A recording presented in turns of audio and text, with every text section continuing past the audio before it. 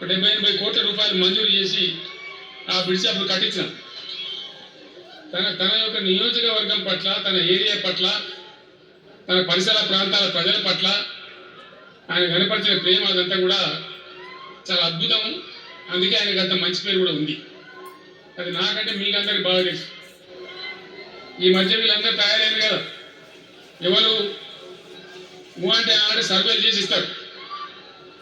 జీవన్ రెడ్డి గారు బీఆర్ఎస్లో చేరితే ఎట్లా ఉంటుంది ఏం కథ అని ఒక ఇద్దరు కూడా వచ్చి సర్వేలు చేసి, మీ నియోజకవర్గం కాదు, మీ నియోజకవర్గంలో ఆటం బాంబే పేరుపోయింది, దాన్ని మాట్లాడలేదు లేదు. అసలు జగిత్యాల నియోజకవర్గం గురించి చర్చ లేదు.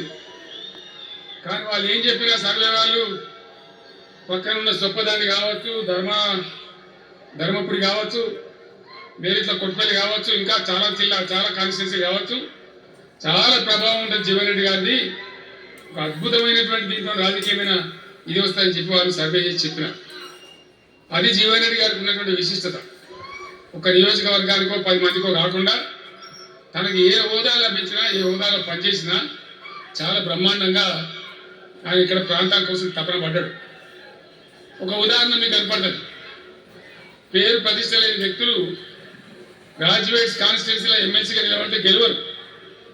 ఆయన శాసనసభ్యులుగా ఇక్కడ ఓటమి చెందినా ఇమీడియట్గా మళ్ళీ ఎమ్మెల్సీగా పోటీ చేస్తే ఇక్కడ ఉండబడే విద్యులందరూ కూడా బ్రహ్మాండంగా గెలిపించారు. ఎందుకని వాళ్ళు వెళ్ళేది కట్టున్నా అంత కాదు కదా. ఇక్కడ నేను మొత్తుకుంటున్నా, అక్కడ నువ్వు మొత్తుకుంటున్నాను, అర్థమవుతుందా?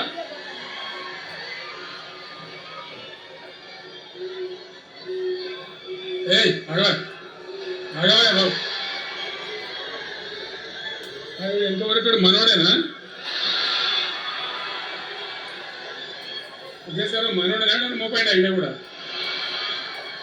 మనోడేనా? మరి బుక్కులో పెట్టి ఇంత దూరం వచ్చి మనం ఇంత సభ పెట్టుకొని 4 విషయాలు ప్రజలకు చెప్పుకోవాలి కదా. ఈ బట్టి అరుపులాడితే ఏం లాభం?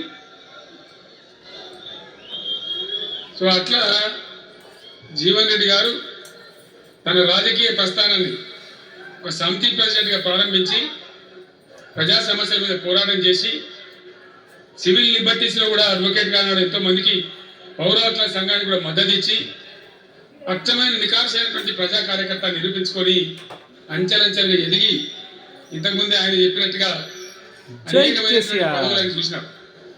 పదవులైన కొత్త కాదు, బ్రహ్మాండంగా శాసనసభ్యుని గెలవడం, మంత్రి పదవులు అలంకరించడం, అనేక రంగాలలో అనేక రకాలుగా పనిచేయడం అంతా కూడా మీకు తెలుసు. నేను కొత్తగా చెప్పే అవసరం లేదు. నేను ఒక్కటే మాట మీకు మనవి